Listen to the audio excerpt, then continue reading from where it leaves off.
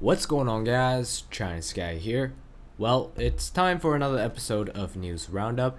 In today's episode, we will be talking about all the information we got for Battlefield Hardline, including both the multiplayer and the single player. We will also be talking about a brand new CTE patch releasing, alongside seeing the CTE for consoles, plus a little bit of news on the possibilities of seeing a 6th DLC for Battlefield 4. There's a lot to talk about, so let's get started. So first on the list is that there has been tons of information released for Battlefield Hardline, again both for the single player and the multiplayer. When it came to the multiplayer side, with the help of a handful of known Battlefield YouTubers, EA and Visual Games are showing off some brand new multiplayer footage for their upcoming Cops and Criminals themed shooter Battlefield Hardline.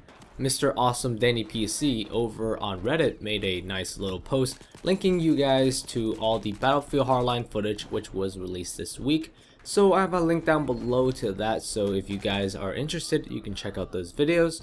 But basically there has been tons of information released for this game, especially for the multiplayer.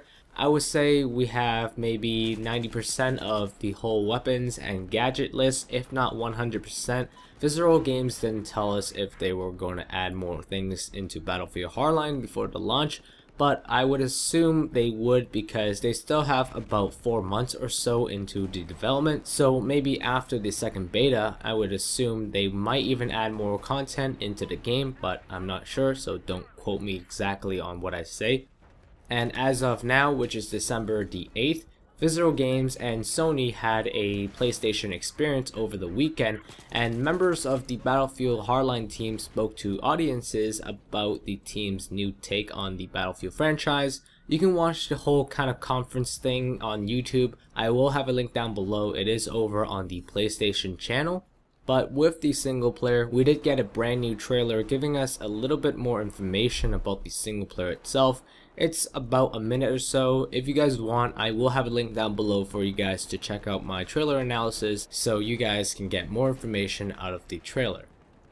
So overall, there has been tons of information released for Battlefield Hardline, and I'm sure as we come closer and closer to the launch, we will definitely get even more. Next, let's talk about the CTE, or if you don't already know, the community test environment, where DICE set it up so players on the PC can have an opportunity to test out some new features of the game before they are implemented in the core Battlefield game across basically all platforms.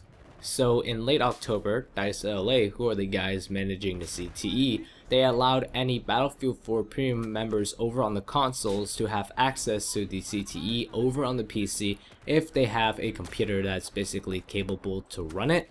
Now, ever since the launch of the CTE, DICE has kept this program only for the PC, but during a Q&A session over at the ESL 1 finals with the DICE LA producer David Sirland, he was basically asked if CTE was coming to consoles, and he said, and I quote, "We are ready and they are not."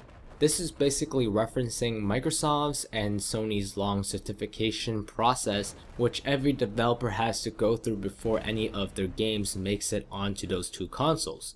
So for you console guys out there who has Battlefield 4 Premium and is looking forward to the CTE, you guys have to wait a little bit more, maybe a month or two, but in the end the CTE is coming to you guys, so maybe you guys can join the PC community in testing out some new features before implementing it and just make Battlefield 4 a much better game. But on to the actual CTE patch, which DICE released last week over on the PC. We have actually seen some nice little changes, such as customizing our hit markers, including changing the color and making the sizes really different. You can make a headshot maybe red, or if you want to see your kill shot, you can make it green.